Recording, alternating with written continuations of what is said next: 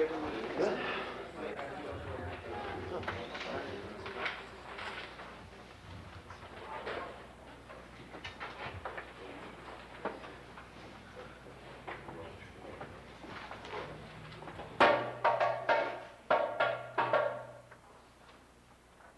know how I'm going to get this carrier all the way to Urga in such an exhausted state.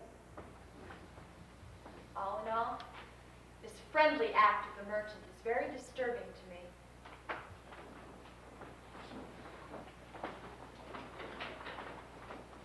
The path across the desert is sure to get even worse. I hope my feet hold out.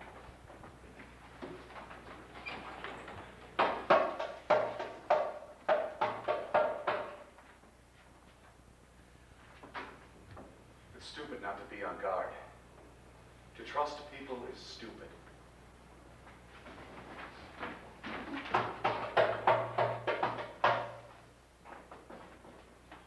Such things also occur with our police force. They shoot into a crowd, demonstrators, peaceful people, only because they can't comprehend why these people don't simply drag them off their horses and lynch them. Actually, all these police shoot out of fear, and that they're afraid is proof they are sensible.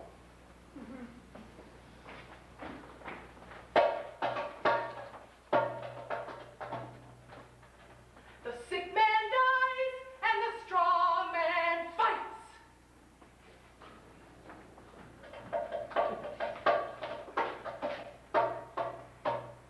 The uninhabited Yahi Desert lies before you, sir.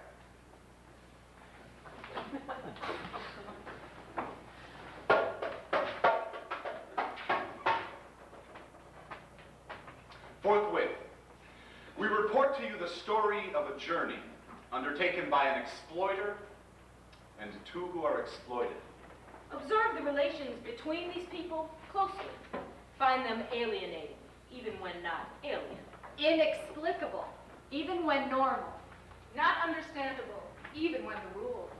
Even the smallest action seemingly trivial, observe with mistrust. Investigate if that be necessary, especially when it is usual. We particularly ask of you Do not find that which usually occurs natural.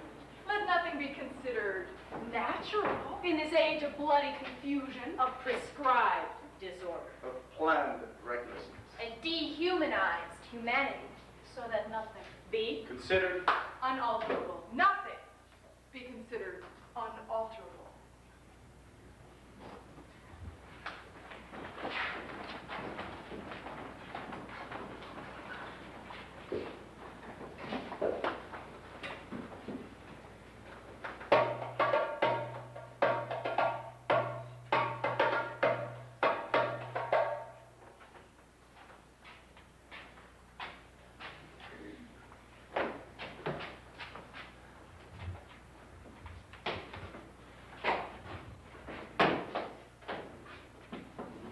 Hurry!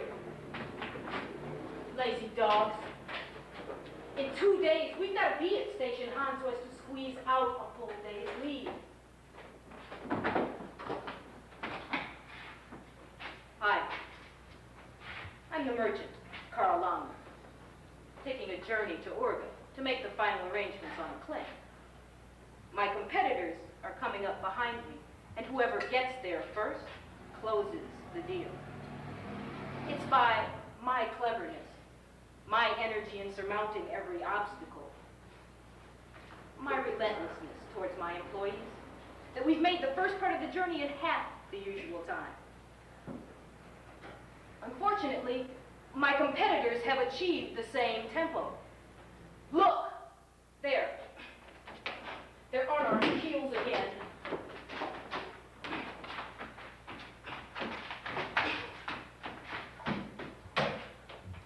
Why don't you drive that guy on? I hired you to drive him hard. Oh, you both just want to take a walk on my money.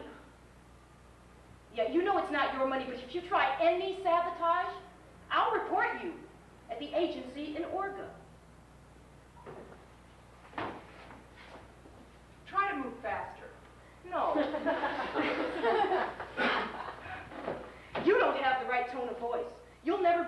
real guide. I should have hired a more expensive one. They always repay your investment.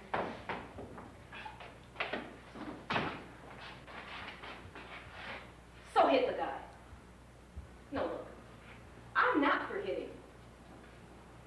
But right now, there's no other way. If I don't get there first, I'm ruined. Okay, confess. This carrier is your brother. He's a relation. That's why you don't hit him. No, I know your kind from way back. And brutality is not what you're lacking. Hit him or you're fired. You can sue me for your wages. For God's sake, they'll overtake us. Hit me, but keep some of your strength in reserve. If we are to reach Station Han, I must keep my strength in reserve. Hey! Is this the way to Urga? Wait for us! To hell with you! Let's go. I'll have kept my men going for 3 days. 2 with curses, and the 3rd, promises. We'll see about the promises in order.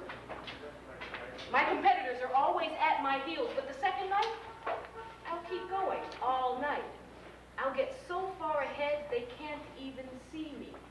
I'll be in Station Han the 3rd day, 1 day ahead of all the others.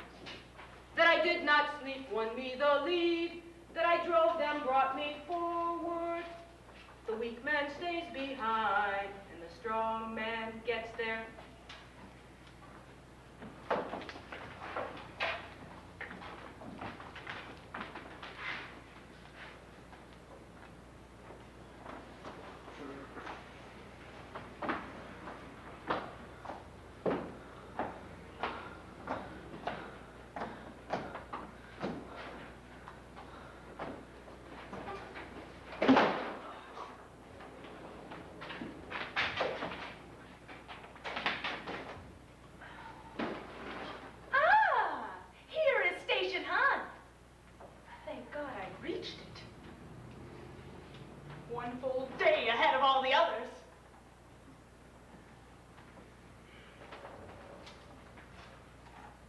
My men are exhausted.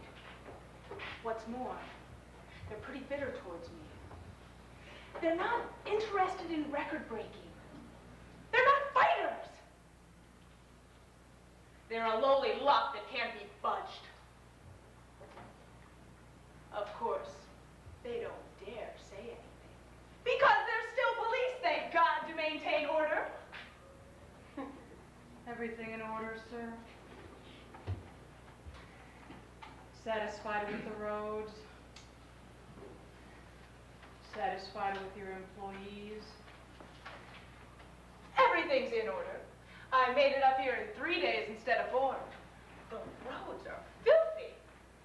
But I'm a man who finishes what he sets out to do. How are the roads after Station Han? What lies before us? The uninhabited Yahi Desert lies before you, sir. Is there a police escort to be had?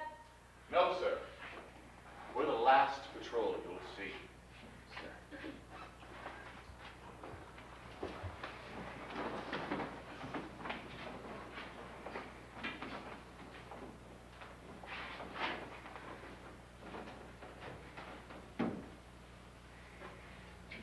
Since we last spoke to the police, in the street in front of Station Han, our merchant is a changed man.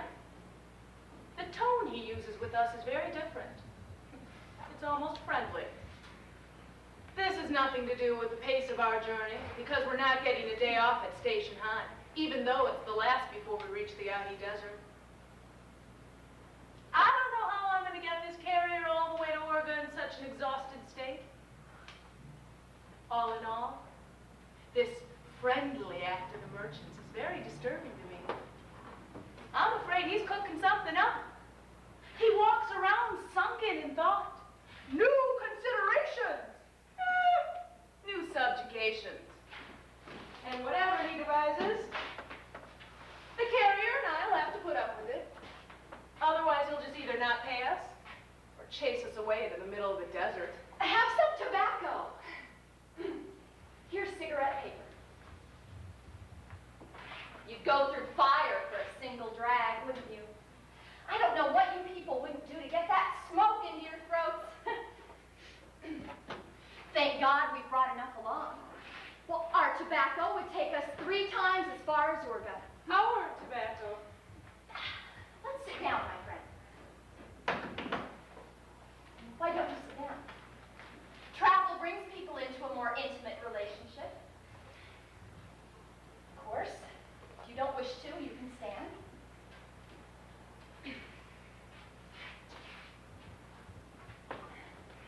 You people have your ways.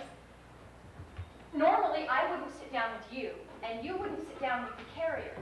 The world is based on such distinctions. We can smoke together, can't we?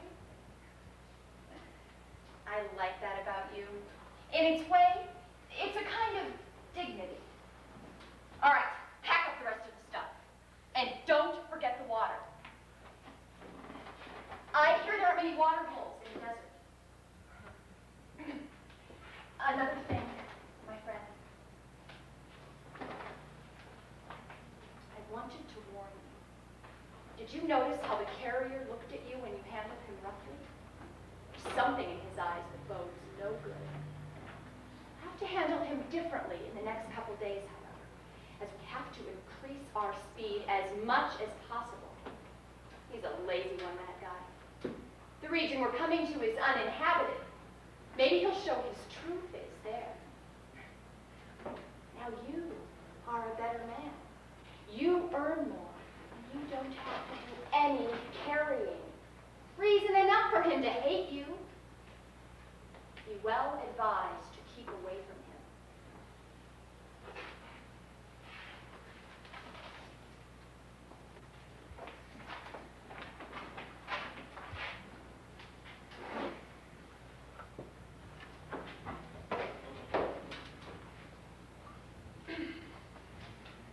Funny people. The merchant, He always says it's a service to humanity to take oil out of the ground. When oil is taken out of the ground, there'll be railroads. Prosperity will spread. The merchant says there'll be railroads here. How will I earn my living then? Don't worry. There won't be railroads as quickly as all that. You see, when they discover oil, they suppress the discovery. Or so I've heard. The man who stops up the hole in which the oil is found gets hush money.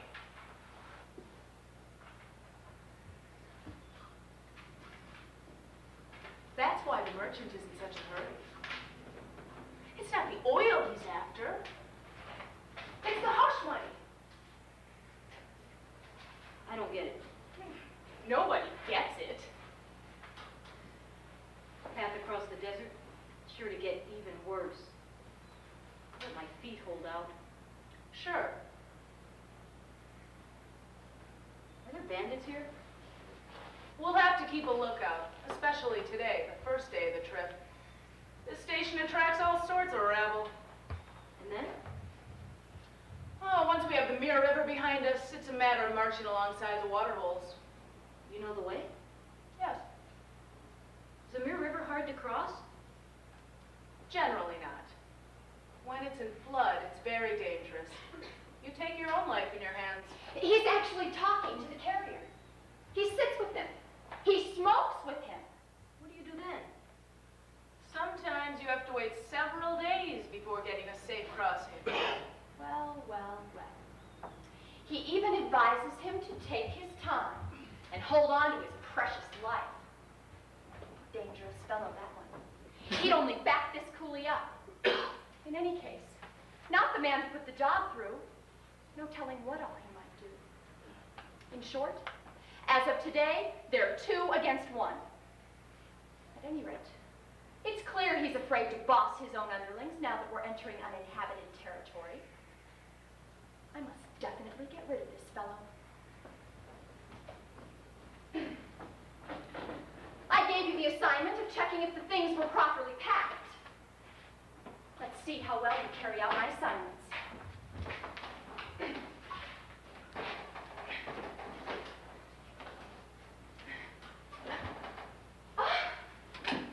Call that packing? Breaking a strap means a day's delay. But that's just what you want, delay. I do not want delay. And the straps? Don't break if you don't pull them like that. What? Is the strap broken or not?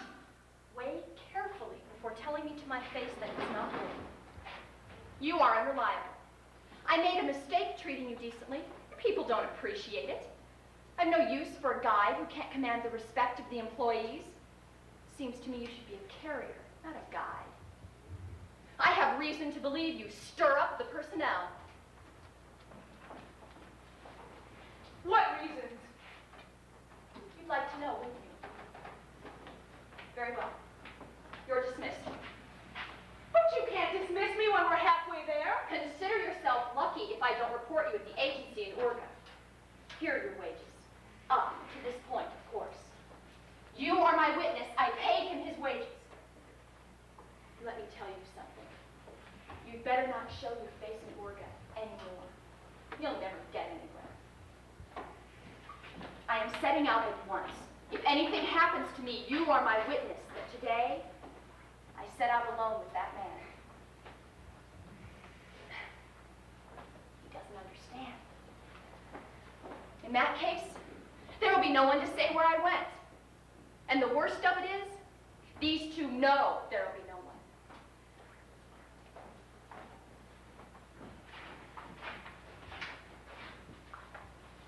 I made a mistake sitting down with you. Take care. He's a bad man. Here, take this flask. Hide it. Keep it in reserve when you get lost. And you will. He's sure to take yours. Now I'll explain the directions. No, better if you don't. He mustn't hear you talking to me. And if he fires me, I'm done for. He doesn't even have to pay me. I belong to a trade union like you. I have to put up with everything. Give this letter to the people who will pass through here tomorrow on their way to Orga. I'm going on ahead with my carrier and no one else. But he isn't a guide. So, he does understand. Earlier, he just didn't want to understand. He knows how things are and has no intention of being a witness in such cases.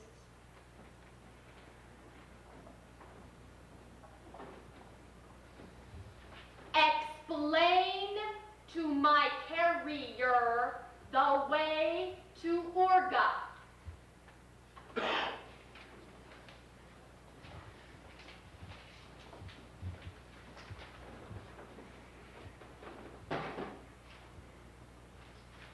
See, there'll be a struggle.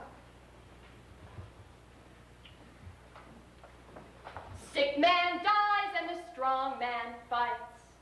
Why should the earth yield the oil? And why should the coolie carry my baggage?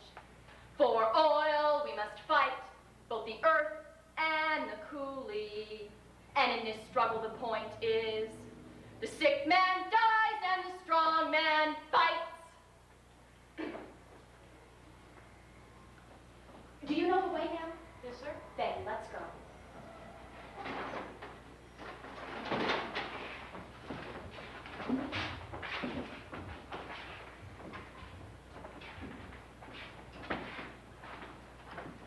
I'm not sure my colleague, the coolie, really understood. He understood too quickly.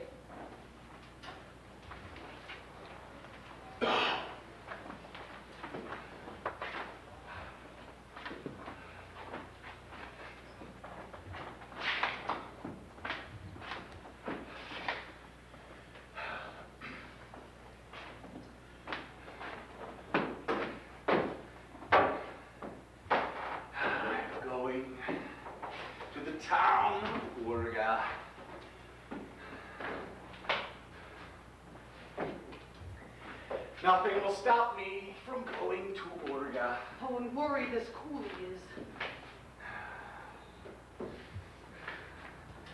No bandits keep me from the town of Urga. There are bandits in this territory. The station attracts all kinds of crooks. The desert does not hold me back from Urga. And he is singing. There is food in Urga and pay. I never did like that guide. One day insubordinate, the next licking my boots. Not an honest man. Yes, sir. The road is hard to Urga. What is it that makes you sing? I hope my feet hold on the way to Urga. What are you so cheery about, my friend? The pain is enormous on the road to Urga. You don't fear the bandits? But in Urga, there is rest and pay. What they can take doesn't belong to you. What you have to lose belongs to me. Is that what you mean? So my wife awaits me in Urga. Also my little son awaits me in Urga. I don't like your singing. We have no cause to sing. Your voice can be heard all the way to Urga. That attracts the attentions of all the undesirables. Tomorrow you can sing as much as you want. Yes, sir.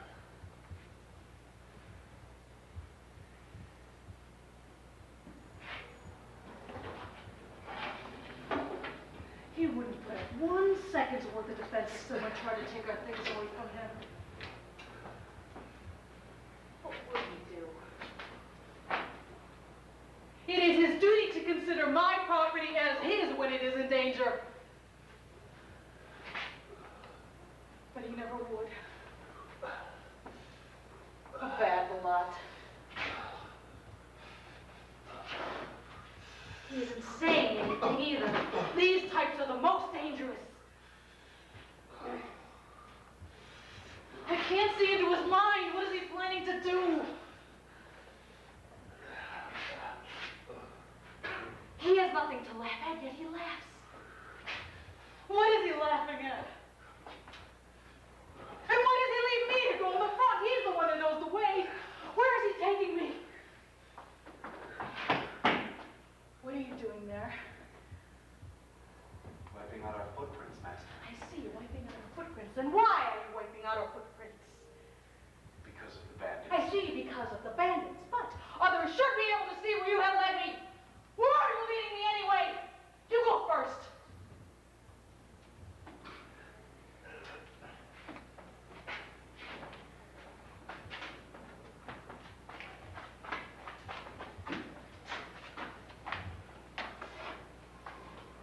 In this sand, our footprints really are easy to see. Actually, of course, it would be very good to wipe out our footprints.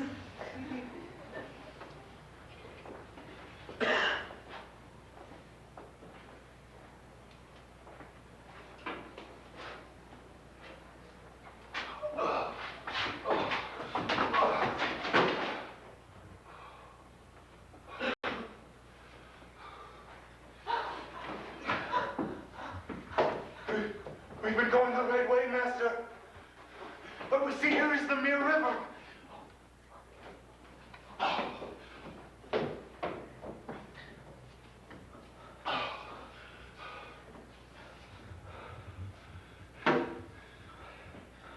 Usually in this season, the river isn't hard to cross. But when it floods, the current is strong and crossing is very dangerous. And the river is flooded. We must get across. Often one has to wait 8 days before one can cross safely. Now it is very dangerous. We'll see about that. We can't waste a single day. Then we must look for a raft or a boat. Oh, that takes too much time. But I can hardly swim.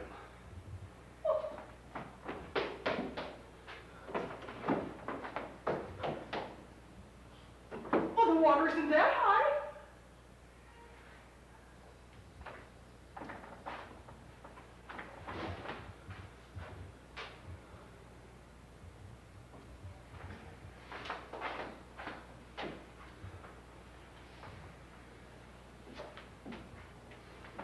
river is very high. Well, once you're in the water, you'll swim. Because then you'll have to. You know, you can't see this as objectively as I do. Why must we get to Urga? Are you too much of a fool to understand?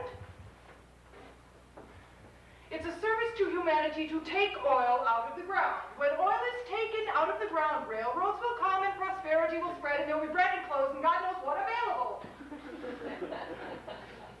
And Brün will make this happen. We shall. It all depends on our journey. Just imagine, all at once, the eyes of your whole country are on you. A little man like you. And you hesitate to do your duty? I cannot swim well. Well, I also risk my life, after all. I cannot understand you. Guided by low, selfish considerations, you have no interest in reaching Urga as quickly as possible. Your interest is to reach Urga as late as possible, because you are paid by the day. So really you have no interest in our journey at all, just in the pay.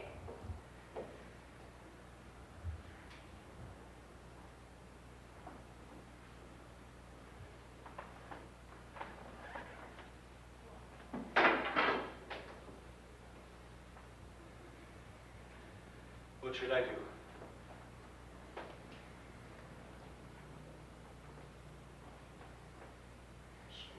Go for it. He reflows. To swim across is dangerous.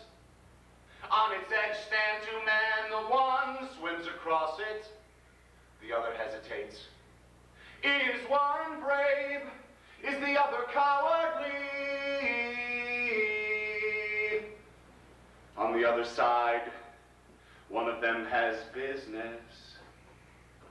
That one climbs out of the danger, onto the conquered bank relieved. He enters his property, he dines on new food. But out of the danger climbs the other, gasping into nothingness. New dangers await him the weaker one. Are they both courageous? Are they both wise? We conquer the river together, but we are not both conquerors. We are not both conquerors. We and I and you, they are not the same. We achieved the conquest, and you conquered, and you conquered, and you conquered me.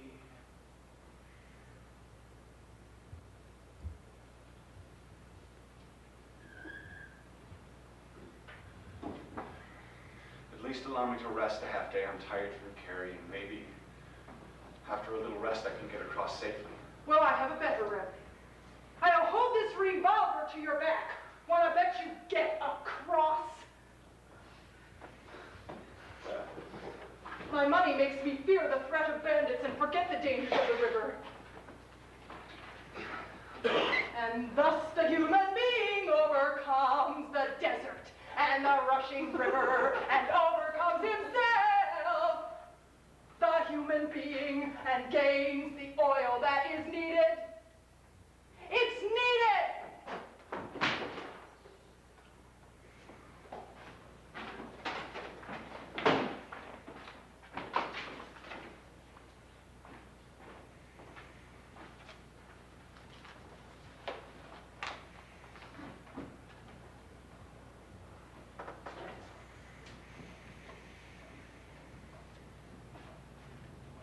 I did tell you you didn't have to put up the tent today since you broke your arm crossing the river.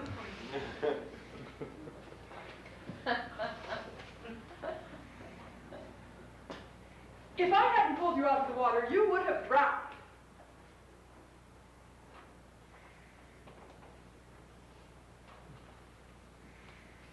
Even though your accident wasn't my fault. I mean, that tree trunk could just as easily have fallen on me. Still, your mishap befell you on a journey in my company, and, well, I have very little cash on me. But my bank is in Orga, and when we get there, I'll give you some money. Yes, sir. Oh, he doesn't waste words. And with every look, he gives me to understand that I am the cause of his misfortune. A malicious lot, these coolies. You may lay down. I am sure that his mishap makes more difference to me than it does to him. These lowlifes don't much care if they're maimed or whole. This type never raises itself any higher than the edge of the food bowl. It's their natural limitations that keep them from worrying about themselves any further. Just as someone throws something away they make because it is a failure, they throw themselves away, the failures. Only the successful fight. The sick man dies and the strong man fights, and it's good that way. The strong get assistance, the weak get none, and it's good that way. Let fall what falls and give a kick, 'cause it's good that way. He who won victory sits down to dinner, and it's good that way. And the cook, after battles, counts the dead ones out, and he does good that way. And the gold of things just the way they are made master and servant, and it was good that way. And whoever has it good is good, and whoever has it bad is bad, and it was good that way. He's been listening. Stop. Stay where you are. What do you want? The tent is ready, Master. Don't sneak around like that in the night. I don't like it. I want to hear a man's footsteps when he comes to me. And I want to look a man in the eye when I am talking to him. You lay down. Don't worry about me. No, stop. You go in the tent. I'll stay out here. I'm used to the fresh air.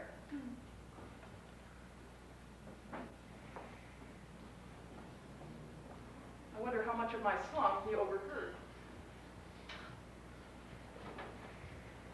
What's he doing over there? He's still busy. Hopefully he doesn't notice with one arm I can't cut grass properly. It's stupid not to be on guard. To trust people is stupid. Through me, this man has been injured, possibly damaged for the rest of his life. From his point of view, it's only right if he should want to pay me back.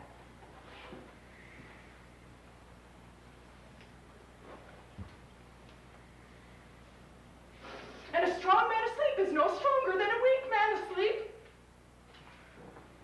Man shouldn't have to sleep. Certainly it would be better to stay in the tent. In the open, one is prey to all kinds of sickness. But what sickness could be as dangerous as this man? He walks at my side for little money, and I have much money. But the road is equally difficult for both of us. When he was tired, he was beaten. When the guide sat down with him, the guide was fired. When he wiped out our footprints in the sand, perhaps really because of the bandits, he was treated with distrust. And when he showed fear at the river, he got my revolver to look at. How could I sleep in one tent with such a man? He can't make me believe he's willing to take all this.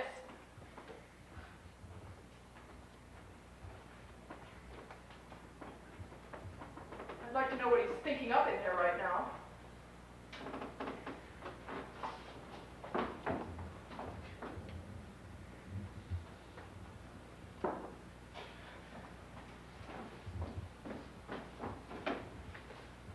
I'd be an idiot to go in that tent.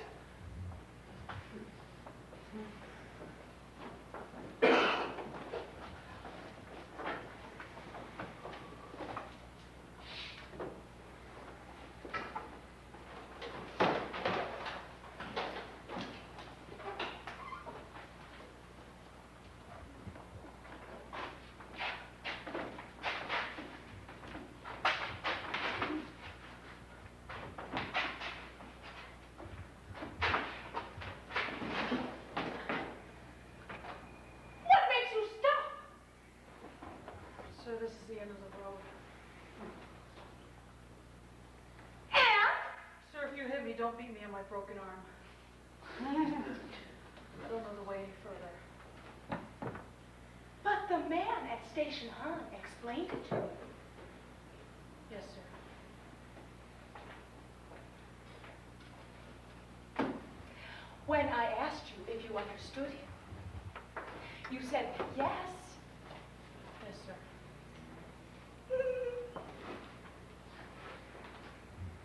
Then you did not understand him. No, sir. Why then did you say Yes! I was afraid you'd chase me off. I only know it should be running alongside the water holes. Well, then you run alongside the water holes. I don't know where they are. Get moving. And try not to make me out to be a fool again. After all, I know you've come this way before. Sir, wouldn't it be better to wait for them? Behind us? No!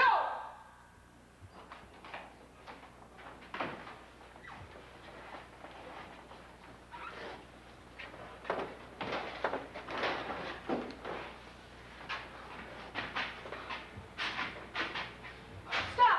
Where are you going? That way is north. East is there.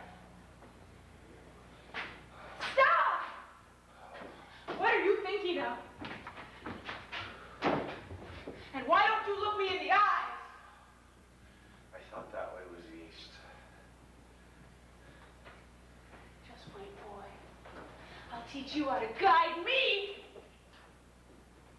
Now you know where east Oh, is? not on the arm. Where is east?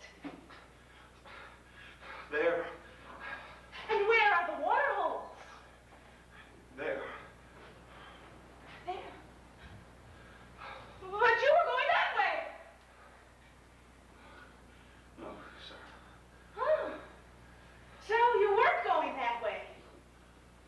Were you going that way? Yes, sir. You just said you know where the water holes are. Do you know? Do you know? Yes. Do you know? No. Give me your flask. I could now take the view that since you misguided me, all the water belongs to me.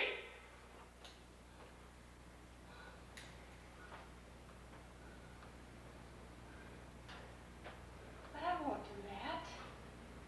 I want to share the water with you. Here, take your swallow.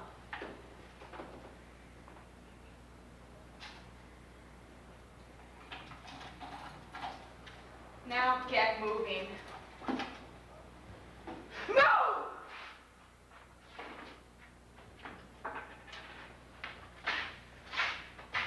I forgot myself. In this situation, I should not have beaten you.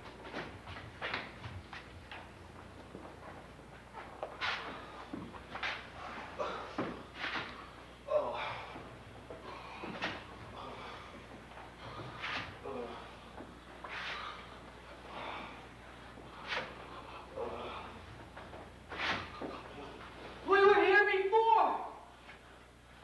There! Our footprints! When we were here last week, we hadn't been far off the road. Pitch the tent!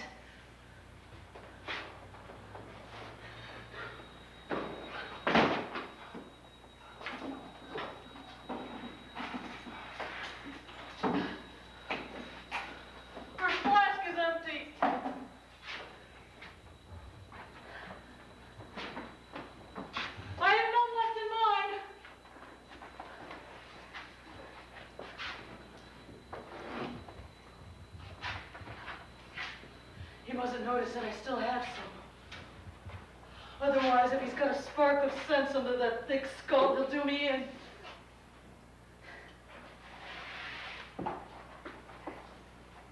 comes near, I shoot.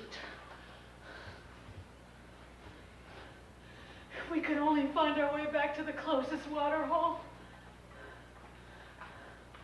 The dryness in my throat is strangling me. How long can a man stand thirst?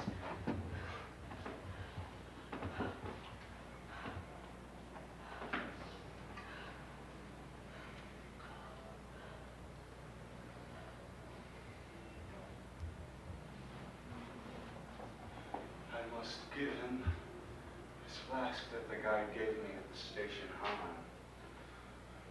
Otherwise, when they find us, me still living in him, half dehydrated, they'll put me on trial.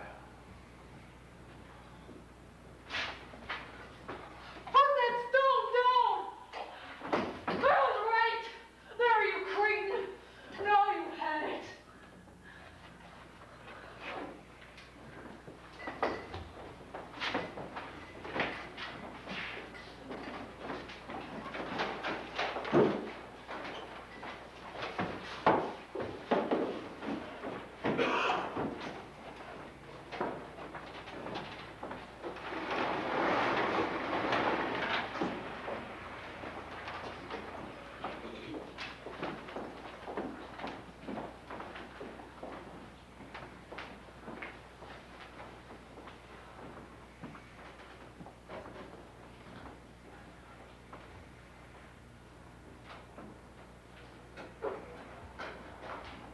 Were you married to the victim? I'm the guy that hired your husband. When I heard you were suing the merchant for prosecution and for damages, I came immediately. I have proof that your husband was an innocent victim. It's here in my pocket. I hear that you have proof in your pocket. Let me give you some advice.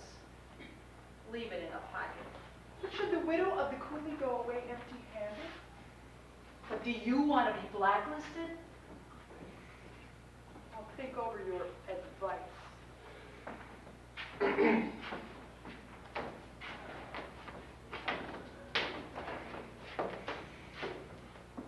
I'm opening these proceedings. The wife of the deceased has the floor. My husband carried this gentleman's luggage through the Yahi Desert. Shortly before the end of the journey, he was shot by the gentleman. Even if it won't bring my husband back to life, I demand that his murderer be punished. Besides that, you are suing for damages. Yes. My little son and I have lost our provider. I meant no offense. The material part of the claim is nothing to be ashamed of. Behind the company of the merchant, Carl Langman, came another company, joined by the guide who had been dismissed from the first company. They sighted barely a mile off the road the unfortunate expedition. What did you observe as you came closer?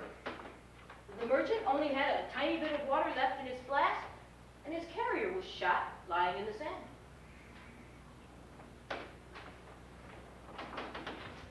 Did you shoot the man? Yes. He attacked me when I wasn't looking. How did he attack you? He wanted to come up behind my back and strike me with a stone. Do you have an explanation as to the motive for his attack? No. Did you drive your employees very hard? No. Is the dismissed guide who made the first part of this expedition present in this courtroom here? I'm here. I'll address the issue.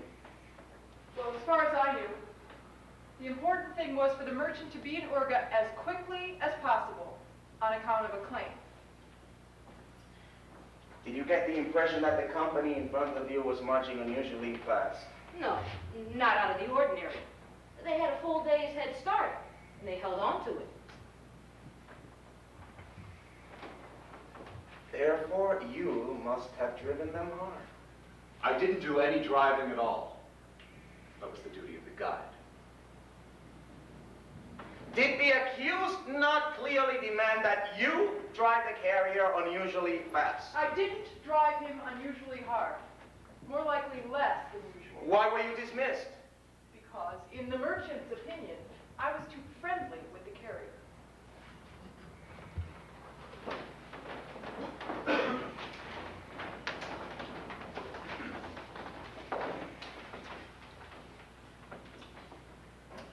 Why were you dismissed? Because, in the merchant's opinion, I was too friendly with the carrier. And you shouldn't be. Did you have the impression that this coolie, who was not to be given friendly treatment, was a rebel? No.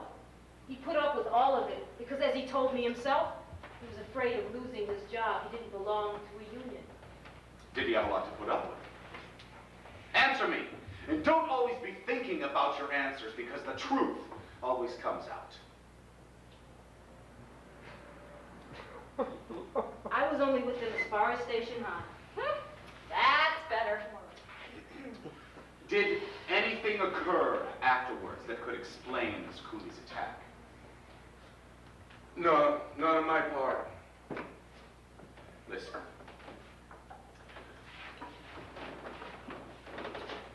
You shouldn't want to paint yourself whiter than you are. You won't get off that way. If you treated your coolie with kid gloves, how do you explain his hatred for you? Only if you make us believe in the coolie's hatred can you also make us believe that you acted in self-defense.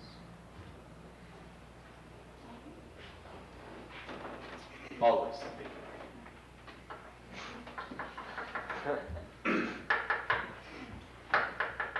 I must confess something. I did hit him once. Aha! And you believe that the coolie's hatred and attack was totally a result of this one event? No. But I also held a revolver to his back when he didn't want to cross the river. And he broke his arm crossing the river. That too was my fault. In the coolie's opinion. Naturally. In reality, it was I who pulled him out, yes. Okay. Now, after the guy's dismissal, you gave the coolie cause to hate you. And beforehand, admit that the man hated the merchant. A moment's thought makes it quite obvious.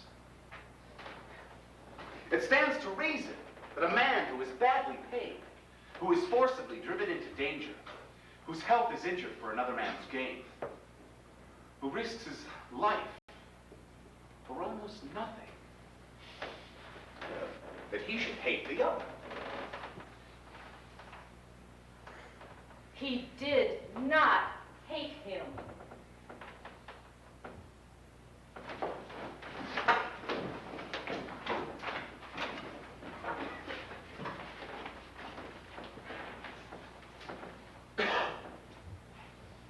It stands to reason that a man who is badly paid, who's forcibly driven into danger, whose health is injured for another's gain, who risks his life for almost nothing, that he should hate the other. He did not hate him. We will now hear from the innkeeper at the station, Han, as to whether he can give us some report from which we can receive an idea about the relations between the merchant and his personnel. How did the merchant treat his employees? Well.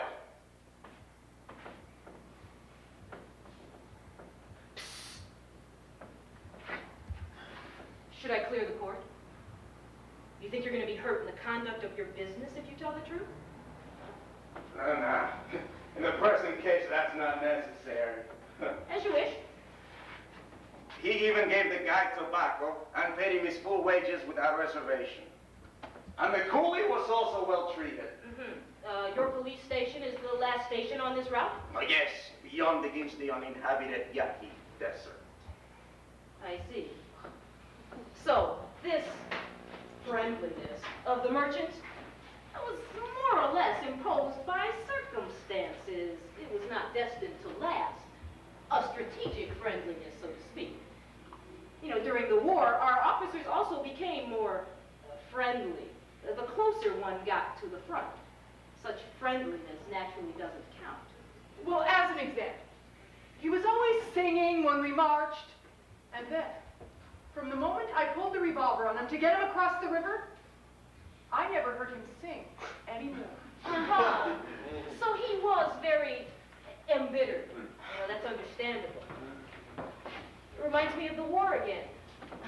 Also there, one could understand the simple people after all. When they said to us officers, "You have the wars and we fight them for you." Well, likewise, the coolie could say to the merchant, "You have the business, I do the work for it." I have one further confession to make. When we got lost, I shared one flask of water with him, but I wanted to drink the second one myself.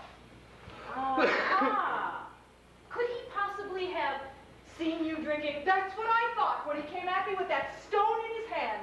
I knew he hated me. From the moment we entered uninhabited territory, I was on guard day and night. I had to assume that, given the opportunity, he would have done me in. If I hadn't killed him, he would have killed me. I'd like to say something. Well, he couldn't have attacked him. He never attacked anybody. Stay calm. I have the proof of his innocence in my Has the stone been found with which the coolie threatened the merchant? Yes. That man removed it from the hands of the dead man. Mm-hmm. Is that the stone? You recognize that? Yes, that's the stone. So, look what's inside this stone. That's a water bottle, not a stone. He was handing you water.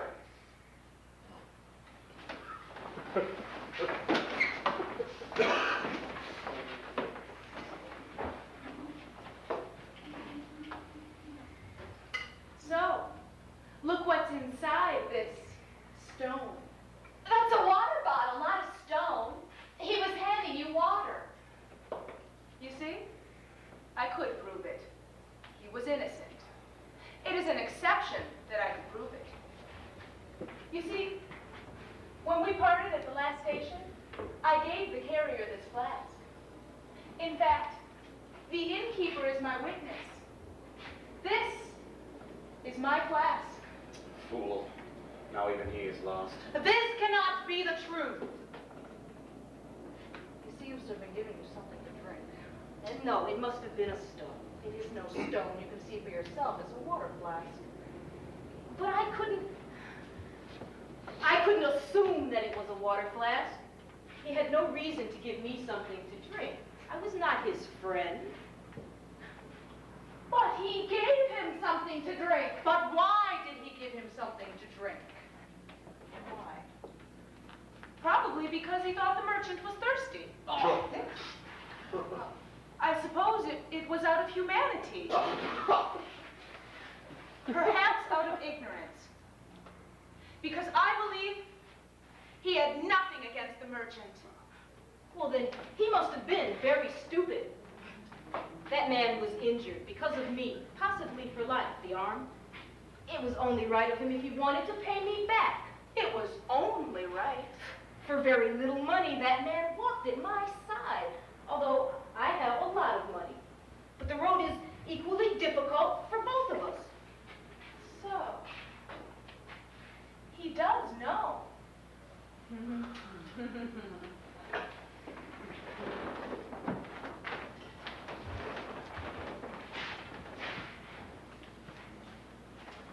For very little money, that man walked at my side. Although I have a lot of money. But the road was equally difficult for both of us. So, he does know. When he was tired, he was beaten. Oh, and that is not right. To assume that the coolie would not have knocked me down at the first given opportunity would have meant assuming that he had no sense. So you claim that you rightly assumed that the coolie had something against you, when in reality it could be considered that you killed a harmless man, but only because you had no way of knowing that he was harmless. You know, the same thing happens with our police force. They'll shoot into a crowd, demonstrators, peaceful people, only because they cannot comprehend why those people don't simply drag them off their horses and lynch them. Actually, all these police shoot out of fear. And that they are afraid is proof that they are sensible. You claim you couldn't have known the coolie was an exception. One must go by the rule, not the exception. Yes, that's it. What reason could this coolie have had to give his exploiter a drink? No sensible one. The rule is an eye for an eye. The fool awaits an exception. The reasonable man should not expect the enemy to give him a drink.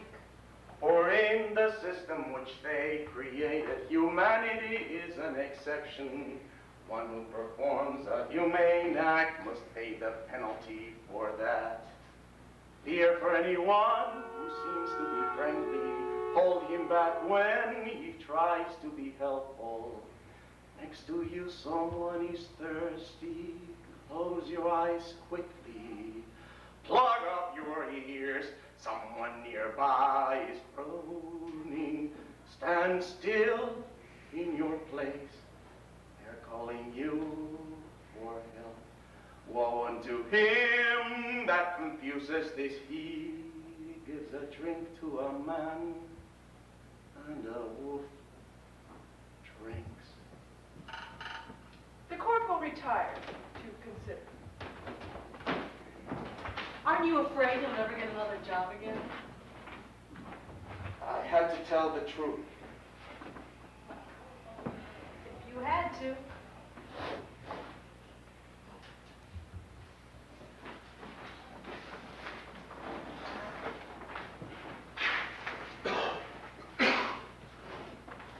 Aren't you afraid you'll never get another job again? I had to tell the truth. Well, if you had to.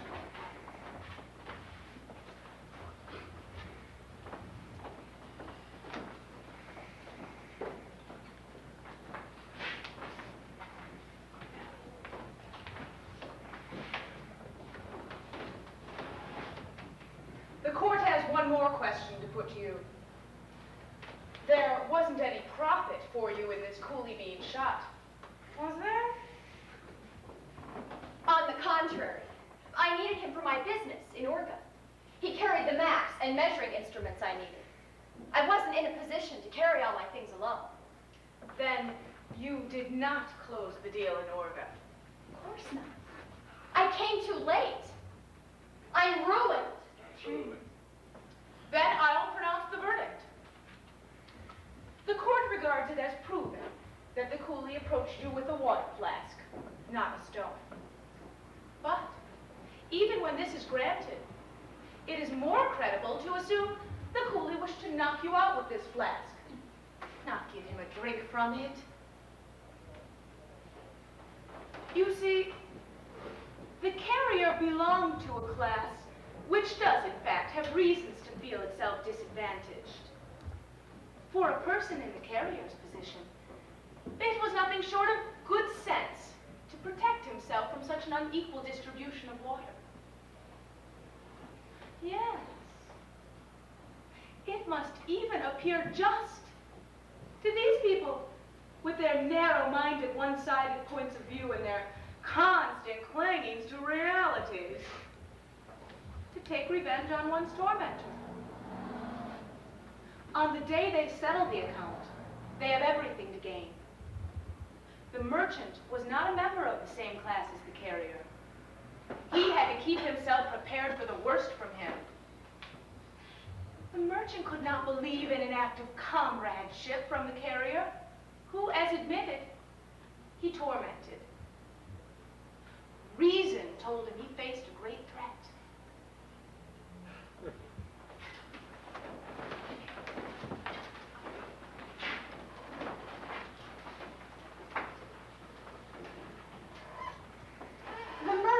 Could not believe in an act of comradeship from the carrier, who, as admitted, he tormented. Reason told him he faced a great threat. He must have been very worried by the emptiness and lack of people in the area, well, the absence of police and courts not only made it possible for the employee to extort his own share of the water, it encouraged him. The accused acted, therefore, in justifiable self-defense, no matter if he was actually threatened or had to feel he was threatened. Under the given circumstances, he had to feel himself threatened. The accused is therefore acquitted. The charge by the wife of the deceased is dismissed.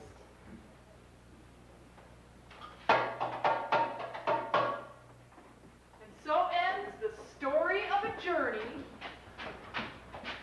You have heard, and you have seen. You have seen the usual, that which always occurs. But we ask you, whatever is not alien, Find alienating. whatever is common, Find inexplicable. What here is usual, that should astonish you. What the rule is, that recognized as abuse. And Where you have recognized abuse, provide redress.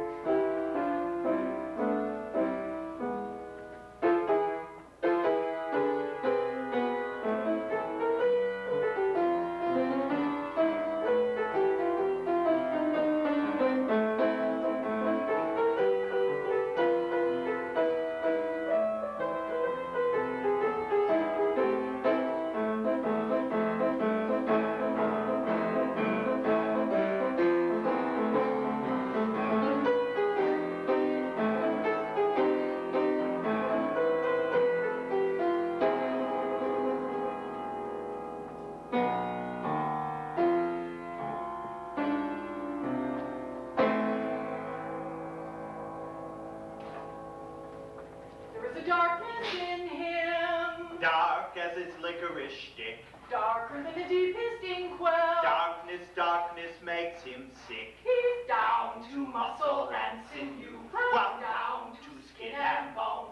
The art too dark to continue. Ground down to muscle and bone. He's down, down, down, down. Darkness is a bitter pill he swallows while we're watching. He can't throw it up or throw it out.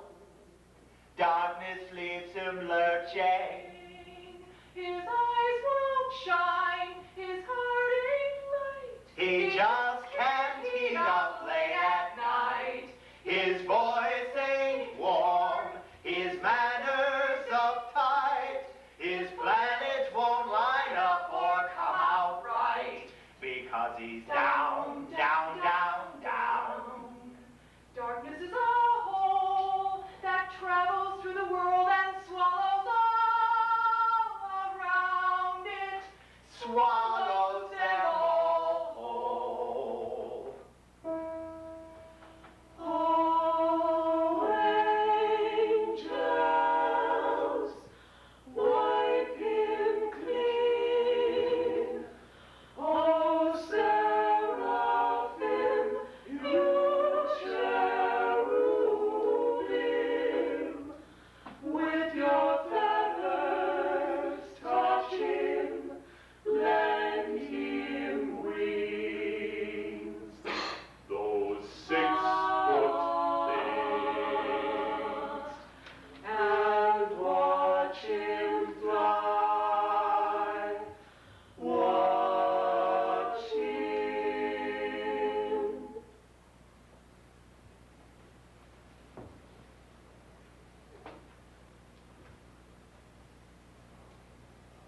It was the worst of times. It was the meanest of times. The age of waffling. The age of wimpiness. The epoch of the incomprehensible. The epoch of the inevitable. The winter of the woeful. The season of sin. The spring of shit. We had next to nothing before us. We had nothing but before us.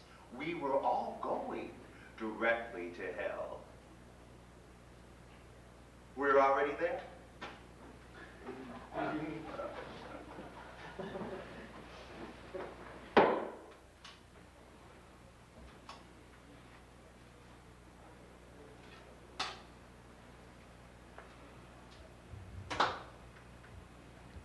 We all have bad days.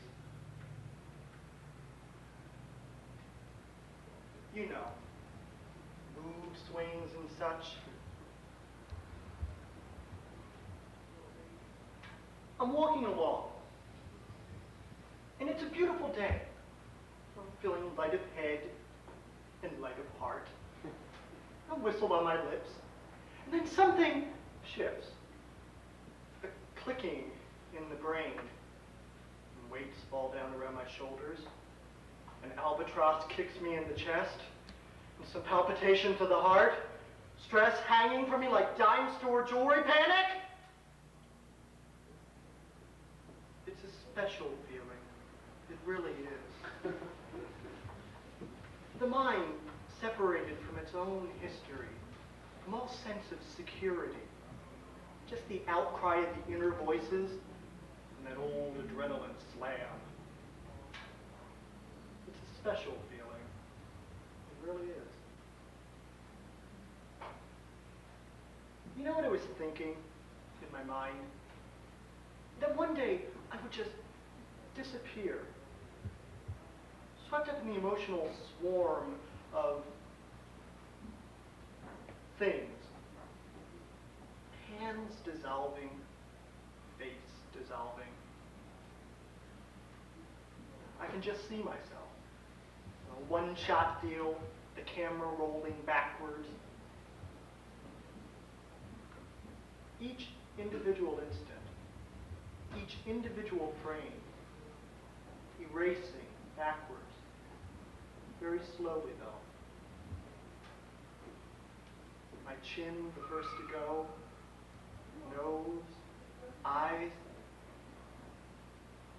forehead just hanging on the edge of the frame, and then going, and my hair following quickly after.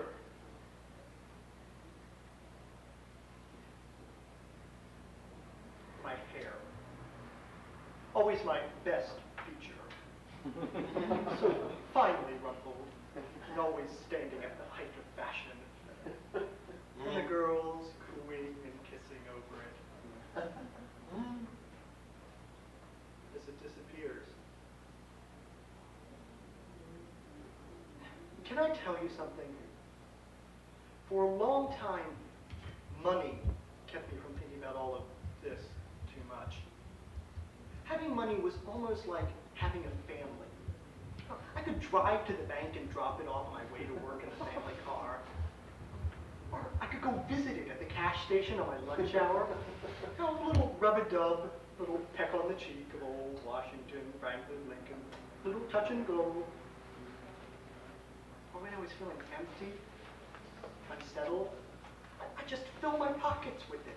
Nice crisp wads, a reassuring thickness at the front of my thigh. Or change. Man, change was so musical. You know, it jangled with me when I walked. Something to play with in the palm of my hand, or play with in private. But it didn't last, though. I'm broke now. Financially inarticulate.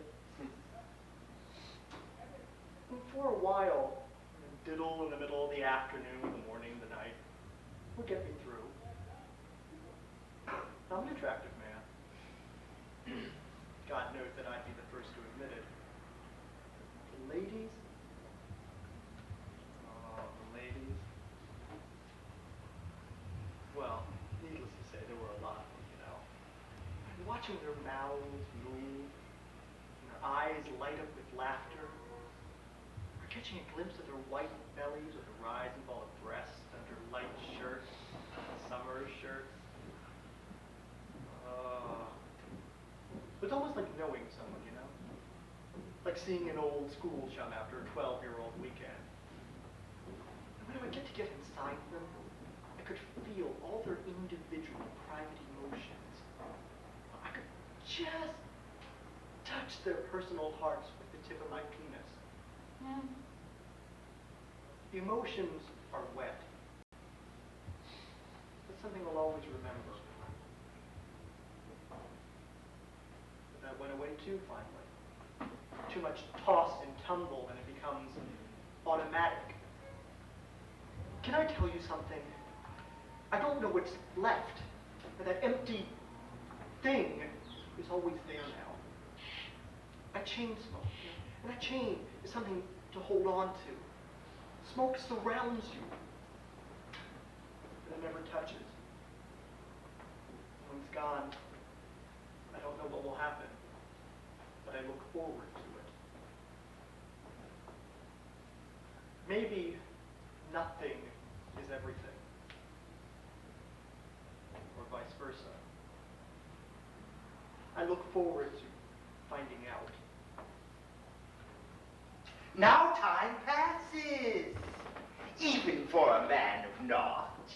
And slowly, slovenly, he continues to feel nothing at all. There was no call to action. He did not act. No reason to expand, expend, expund. He did none of these. Cobwebs gathered out of his once fine features. A pile of ash settled on those shiny Oxfords, and after a period of time, a pathetically pungent odor arose from his vicinity. Eventually, someone was bound to notice. Careening is the skill, that's the mentally ill. What we do until the break of day. On a lonely flag, sharper than a tag. Out again and back before the break of day. Usually it happens in the eyeball from the white into the red. Standing solitary in the corner overhearing what is said. So charming to be alarming. Over and over and over again. At night the itchy grin Just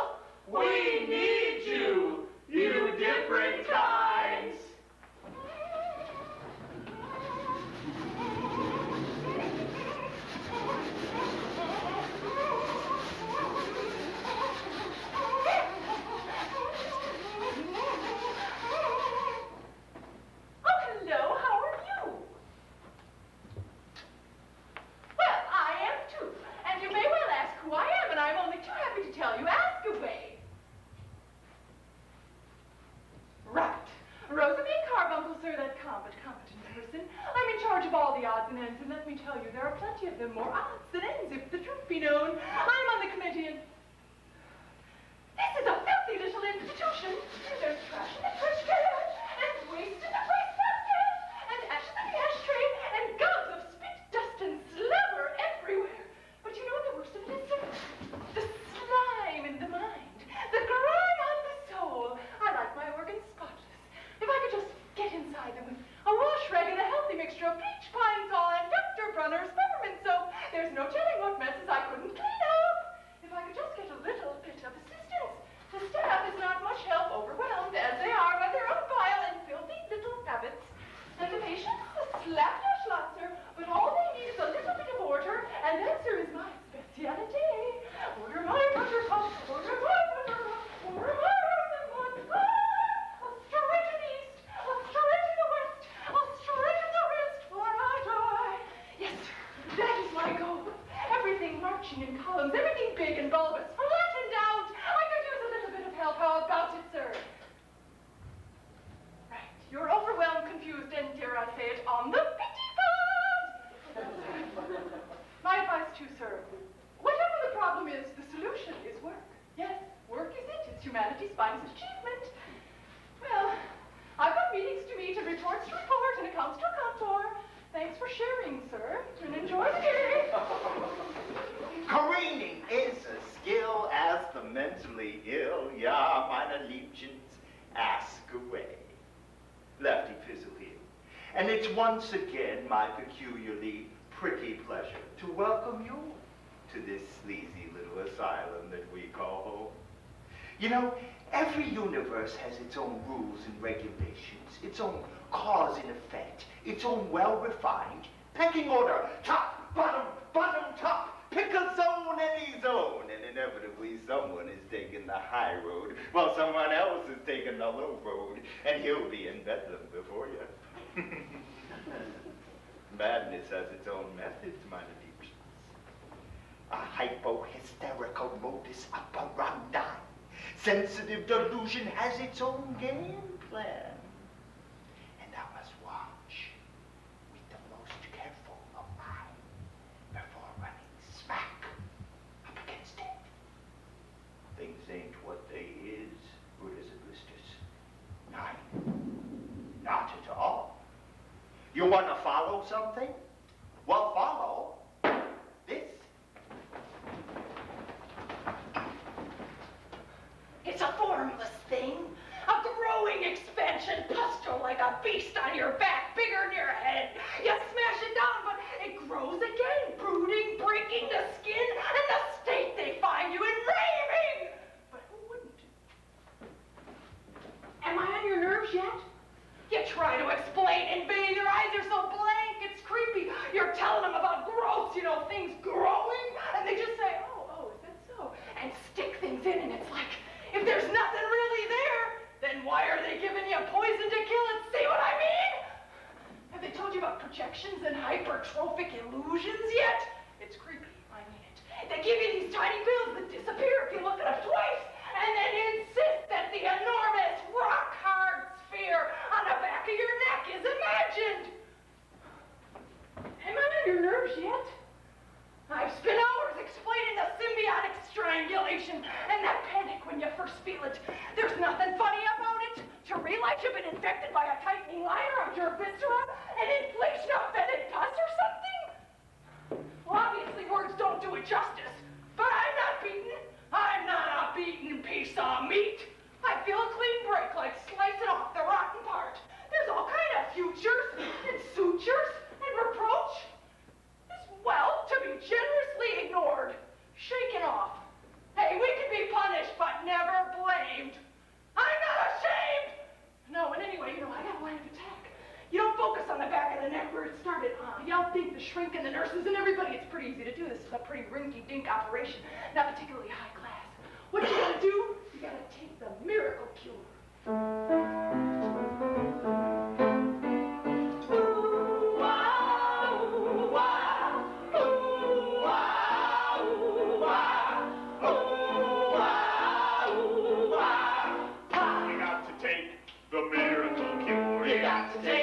The miracle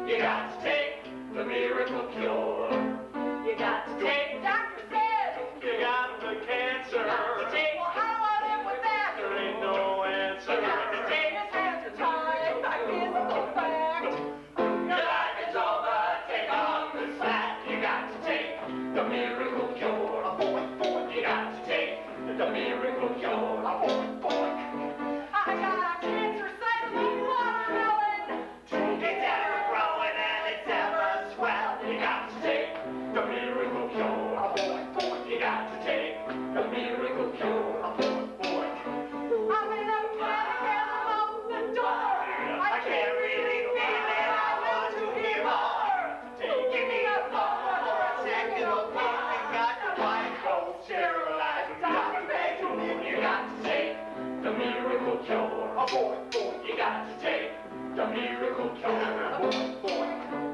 Dripping up and down my spine, a very unhealthy sign. And then the world steps in and says, isn't it grand? Isn't it grand? Isn't it grand? Well, isn't it grand? And then the world steps in and says, we understand. We understand. Oh, we understand. And then the world steps in and says, it's all for the best. All for the best. All the best. You got to tuck them all in and lay them all down to rest. Rest, rest, rest. You got to take the miracle cure. You got to take the miracle cure. You got to do I'm in a panic. I'm out the door. a crippling, I want to hear more. The darkness certain, it's the final curtain. Gonna leave me brain dead, but still hurting. Got to take the miracle cure. You got to take the miracle cure. The only thing that everyone's got is the last and present, past, and future not. And then the world steps in and says, isn't it grand? Isn't it grand? Isn't it grand? Isn't it grand? And then the world steps in and says, well, we understand. We understand. We understand. Oh, we And understand. then the world steps in and says, it's all for the best. All for the best. All for the best. All for the best. You got to tuck them all in and lay them all down to rest. Rest, rest, rest. You got to take the miracle cure. You got to take the miracle cure. You got to take the miracle cure. You got to take the miracle cure.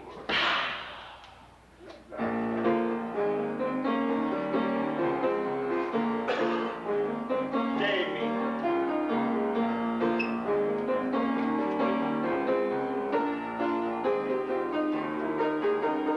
Davy has a special trick, a change in form in the nick, a midget man with eyes that scream, a scheming man that never dreams, and Davy has a brain that glows.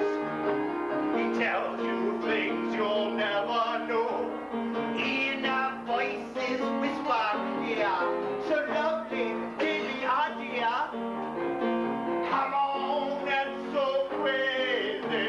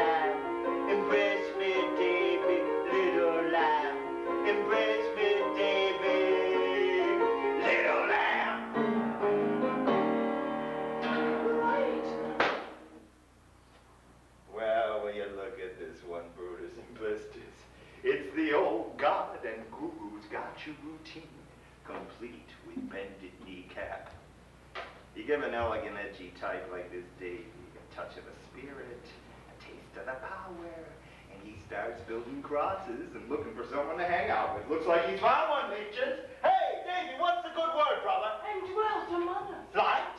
Thus is? A bluish light rising from a center point and then outwards. Cobalt, azure. But what light?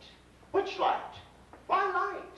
Whence from, Legion? Created out of billions of tiny particles, humming in perfect harmony. Textural, ethereal, fine. A midnight blue, really. But can you disperse it? Can you move it? Mess it around, huh? Nothing can be dispersed that is truly unified, truly joined. A satiny blue, wispy, a breath, movable. But those pimples, those particles, they're joined for what? For comfort? For convenience? Particles know no convenience. No, only completion, integration. Comfort? Huh. Blue our comfort, wrapped, shawl-like, yes. But one shaken, Mon ami, deliberately muddled, huh? Deliberation implies consciousness. Light is intuitive, naive, a satiny blue, wispy, like water, like China. But the light, does it know no bounds? Is it indiscriminate? Anything goes or what? It is non-discriminating, all-encompassing, light in pure color, pure merit, essence, near but not quite form. A midnight blue, really? Like somebody mixed a little charcoal in. No capiche, brother. What does it do? What does it give? What's it worth, lamb chop? Do you know the spark of fruit pressed on the eyeball? The spark of baby birth singeing the third eyeball? Glimpsing the bonfire bursting of eggs in their own soup pots caught at the tip of the cranium before daily awakening? It is that, and more than that. Chakra, cha-cha-cha. Coal beating up. Add another ice cube to the cold coal fire. It is blue-black, projected onto the plane that shows the fundamental value of human existence. Solitude, danger, the hostility of the surrounding world. A blueprint blasting across. Ah! A sick man who had succeeded in curing himself. Oh, nein, yet. A sick man who had succeeded in airing himself. That's burnt flesh, Dumbcock. The conservation of energy. Is light ever lost? Belief in the polarity of wisdom, balancing the visible and the invisible words, gone off to worlds of other objects misplaced? Candy catches just out here? My, what did we do? We're going to give you a huggaroo. You know little of it, never, never touch. But baby's boxes must play. We'll move you through. You know we do. Oh, tiny one. Hi. I'm so pleased.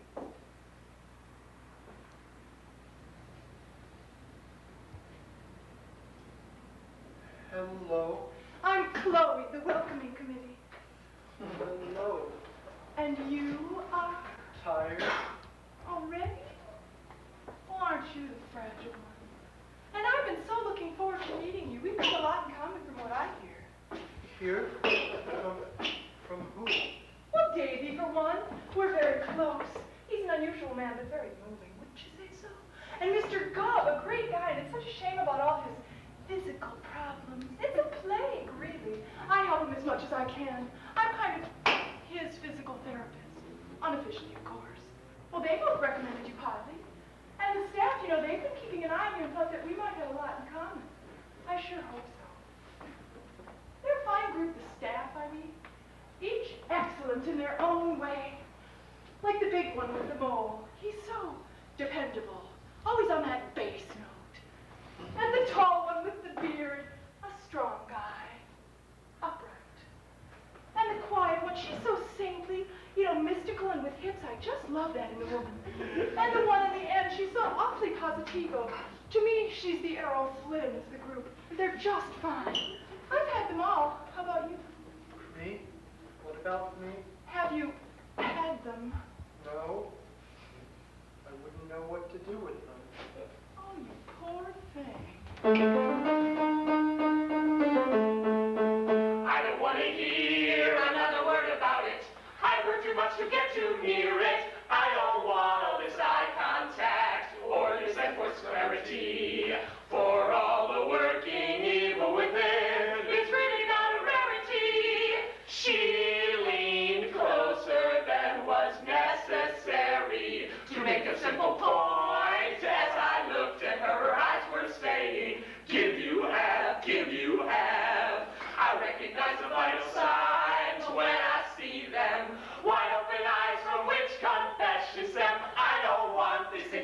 intimacy, or this overt glancing.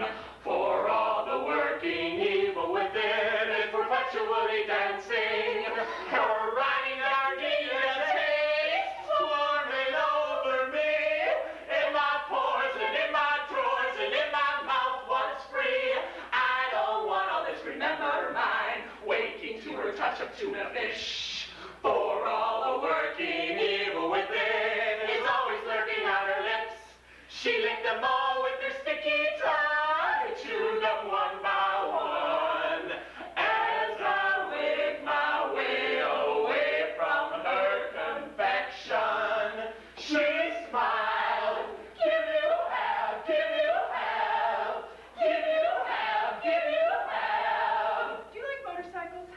I had this friend who had one time. He always let me ride in the back. God, it was great. This big roaring thing between your legs. It was pure sex.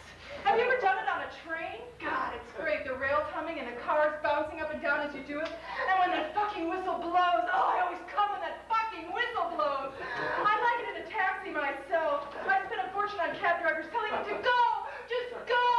Bodies falling off the back seat. The driver watching it all in the rearview mirror. Throwing money into the front seat. Oh, as the car's screaming around the corner. Oh, have you ever done it on a skateboard? No, it's a real thrill, let me tell you.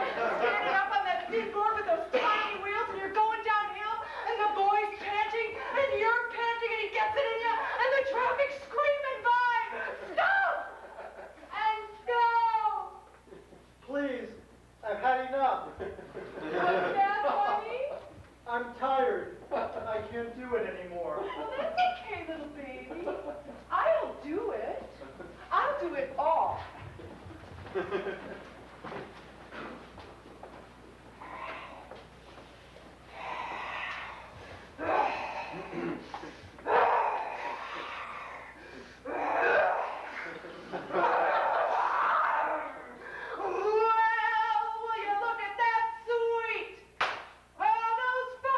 Personalities on the chase. What a fine piece of luck. Buy each other up for a buck. Bow and scrape and call each other slave. Her harness is now his. To beat upon my flesh all night and day. The sound of a soft fist in a hard place. It's all illusion, all agreed on. They're both waving their posts, striking scams, and pulling each other in back with a rubber band. Slam! The next agreed moment left to fade as they bury their leathers in a secret cave and driving away in separate seats. The picture now mental repeats, repeats, repeats. Well, will you look at that sweet? As their bodies fly over the open sea, and they end in a drape from which neither can escape.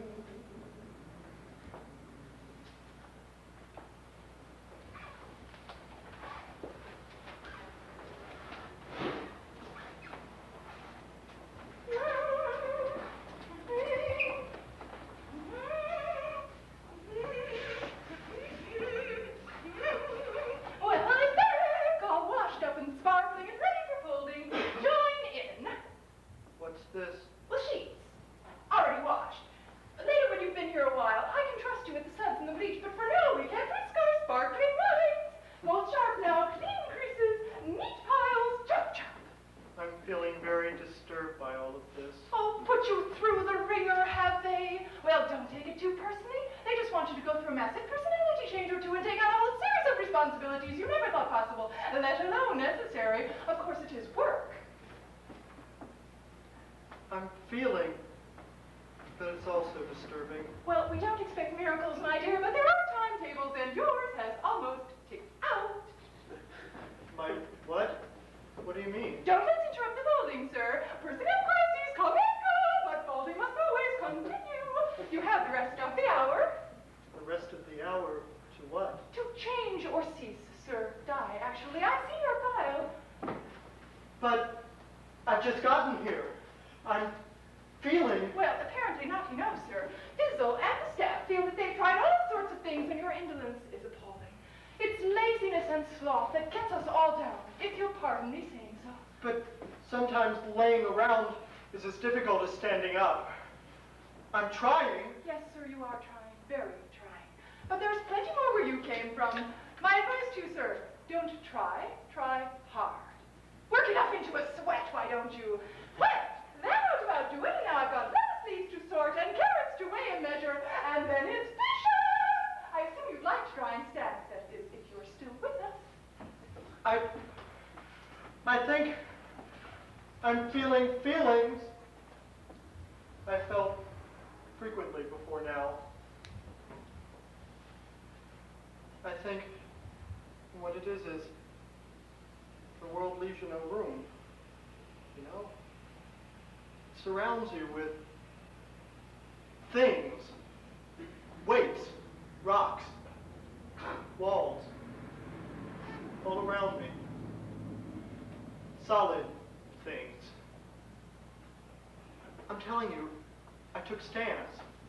I was firm and committed to all kinds of things. Every day I woke up excited and expectant. Something could happen. Something fine and special. And then I could be ecstatic. But nothing real ever happened. I was neither excited nor ecstatic. Everybody's got it better than me. They all feel something. Powerful, strong things. I feel nothing. I've got nothing. I'd trade places with any of them. Any of them, I would. What? You what? Switch. With her, for instance. This scrawny, bewildered little bag of bosh, huh? I think I want to feel feelings. Feelings? You think she knows your feelings? Feelings? A bloated bourgeois angst full of tears and jiffy-taffy. Is that what you think? Don't cry, baby. Mama didn't mean it. Asleep on her feet, she curls up till she drops. I'll be okay, baby. Mama didn't mean it. Scabby and swollen, her hair closely cropped. Oh, baby, baby, please don't cry. Hotness and corner day out and day in. Oh, baby, baby, all of us die. What I wanna know is why. There's a lady who lives on the fleet. No place to go and nothing to eat. Her children all have gone away. All she does is pray. Ooh, Lord, why hast thou forsaken me? Ooh, Lord, won't you take some pity on the lady who lives on the street? She's always standing in the street. Oh, and she had a baby boy, small and easy to destroy. And she said, don't cry, baby, Mama didn't mean it. Oh, be okay, baby, Mama didn't mean it. Oh, baby, baby, please don't cry. What I wanna know is why. You still want the job, mon ami? It's so horrible. Well, it goes with the territory, Bob. The strong on the drime of the human experience, yeah? Can she be helped? Helped? Oh, you want to help. You want to relieve her burden, take up her cross, and bear it. You want to feel pain. That's something, as opposed to nothing, eh? Well, so you do. So you shall. You are the littlest one, and we love you so. Come out of there, come out of there, you little tiny one. We'll dress you, oh so much of it, and shape you la la to be the newest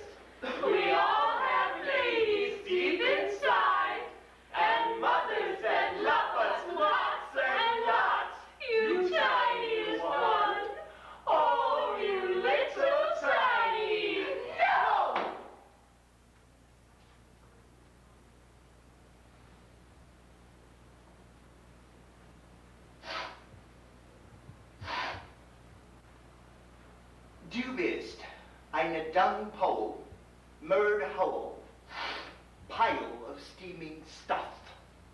Phew! Man, you then. But not enough to take her place, eh, Brutus and Blisters? Watching that panic rise in someone else's eyes, he doesn't want to feel that, you know.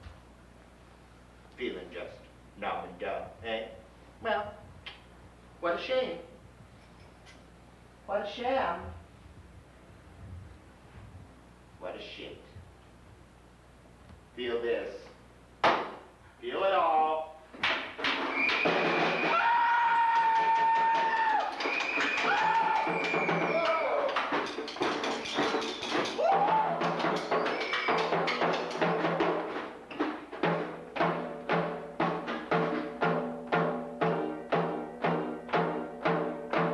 He is a rational man, just a guy in a flower tie. Wind him up and he will sing about the reasons for everything. And in his rational way, without pause he knows the cause. There is no doubt in his mind, and he'll tell you so.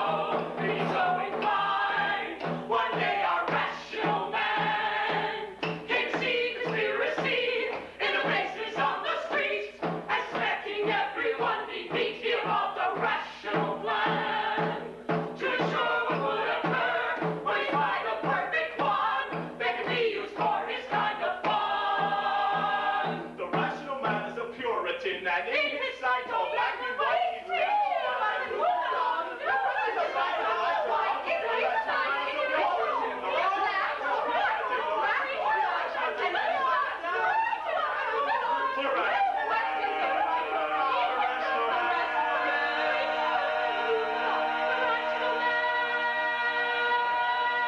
He can, this rational man, let you think that lose a beat. Certain people made a slap, no contradiction, shut your trap. It's not really all that important what one thinks. It's what one does that determines the basis of one's personality. That is the fundament, while action is the supplement. For example, I may behave towards you in this most charming and engaging manner, when all the while I'm thinking you're one of the blankest, least interesting sorts of persons that I've ever met. Now you want to interject. If only I had not told you what I was thinking, our time spent together could have been unhampered, unimpaired by resentments, etc. Well, of course it would. But then I would have been a liar and you a fool, and that's not the best combination for a mutually beneficial relation. And in my view, that is the goal. Mutual interrelational benefit.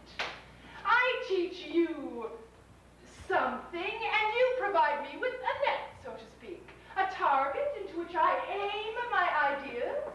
It's of great importance for me to throw them out, as it were, because I find that if I don't, they tend to get so large, so demanding. I find that I can't think of anything else, and I become obsessed, and everything else is dwarfed and swept away until I have no choice but to act. Know what I mean? No.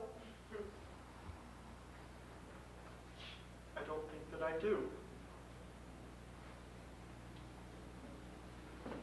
I don't throw things out. That isn't what I do. Whatever I do, I don't do that. Whatever I do, I don't do good.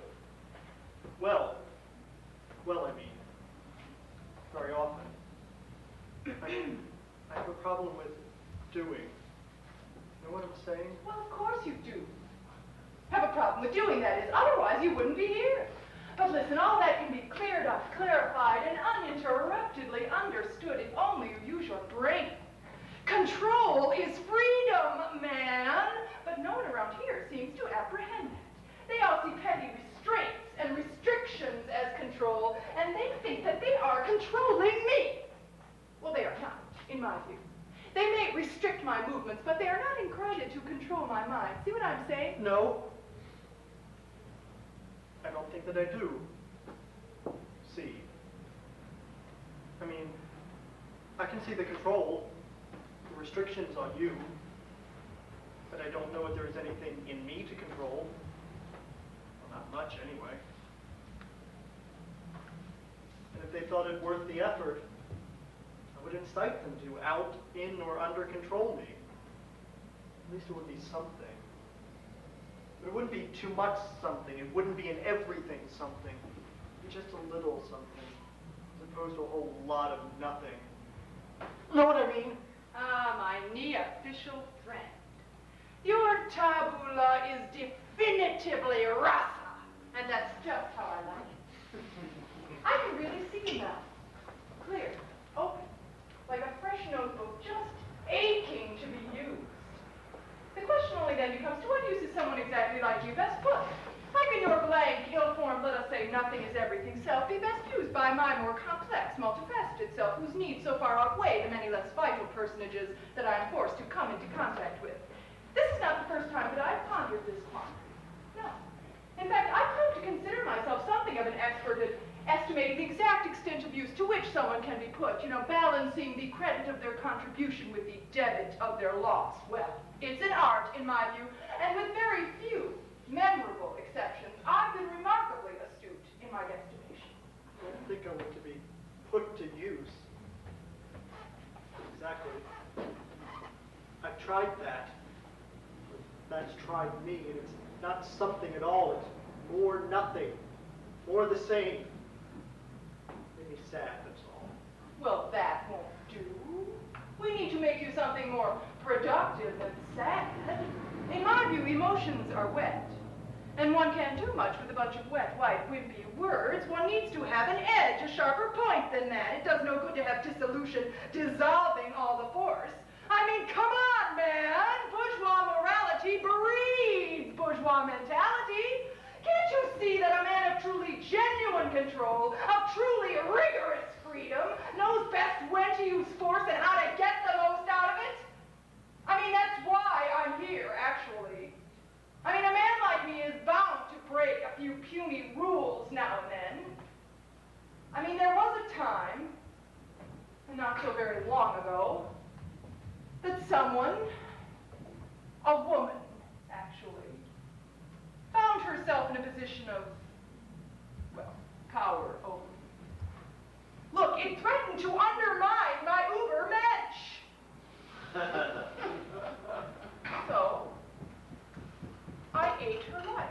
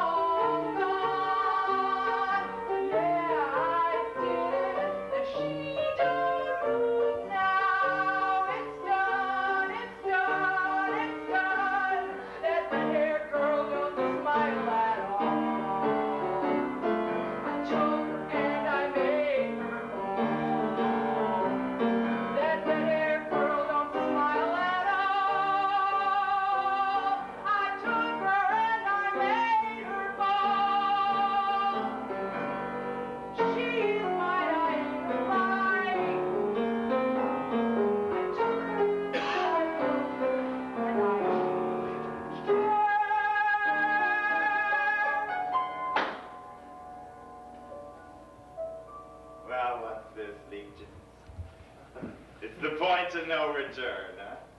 The gricey, the tragical magical. None. Not yet. Not at all. Whose show is this? This is Fizzle's show, don't you know? It's not one of those Greek tragedies full of faux pas and folderol, bloody members on display. Just watching that boy bounce from the chinkers. Just a slamming up against that wall of hard kindness, a chipping away at that old limpo deflator mouth stance of his. This boy's psyche is on the upchuck. His insides are on the flip-flop. His soft and secret self involved in a steamy expose. Ole. Fizzle knows there's some of you out there. Hearts on the bleed, huh? Weeping and whispering deep in your collars. Well, why don't they just let him be? Well, why don't we? Why bug, fight, and belittle the law? Fizzle's gonna let you in on a little secret. Fizzle would like to bug, bite, and belittle you all. That's right. Just give you a push in the right direction or the wrong direction, any direction whatsoever.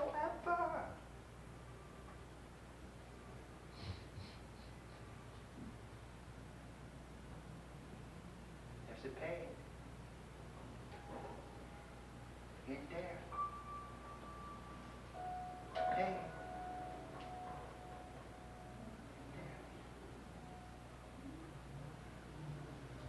Let's slip into each other's observation decks on this one, Brutus and Blisters. What do you say? Now, who is on the shake-up and who is on the mend? Fizzle, or that nada, not yet, nothing is everything, etc., man? What's the difference? Not much. He's broken. Fizzle's breaking. He's fudged. Fizzle's fudging. He's empty, and Fizzle is draining with the gurgle of the emptying drain. Time is running out, and it ain't no joke. There's a pain in there. Pain in there. Do you capiche? If there's no hope for the little guy, how much H can there be for the farting vaudevillian? Yours very surly. If the lamb chop is on the overbroil, how much longer before the gristle gets his? Of course, Fizzle's getting pushy. What else has he got? Brutus and Blisters.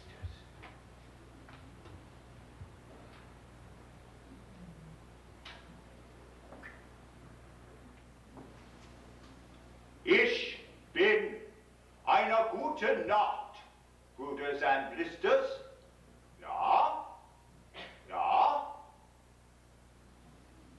But every good night comes to an end. What's wrong in there? Not a what? It's an every. So let's roll it back, what do you say? Let's get back to the last point. Let's get that hand off of that throat. Get that knuckly out of that eyeball. Why leave it up to the one foaming at the mouth? Let's try something new. Well, old new, oh, let's leave it up to the little guy, huh? The mustard seed, the regular fella. Eh, mon ami?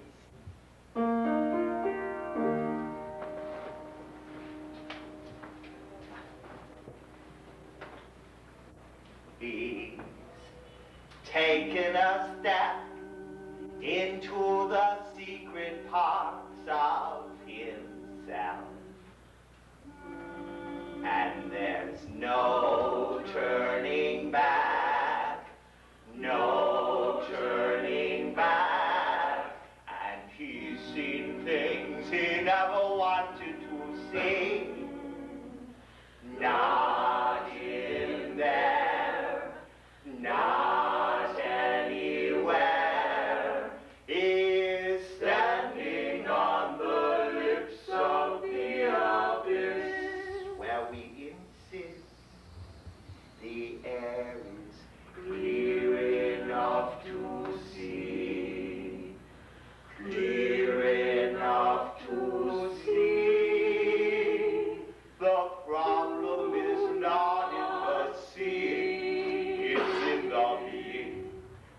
the being, in the quiet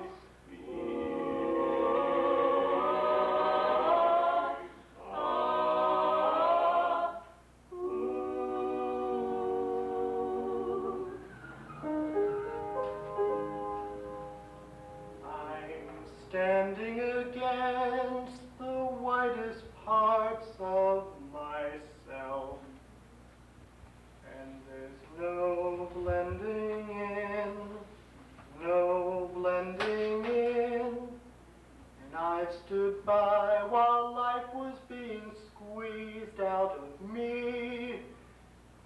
Nowhere to go, it's the end of the show. I'm standing at the font, the denouement, where I am taunted by the possibility. There's hope in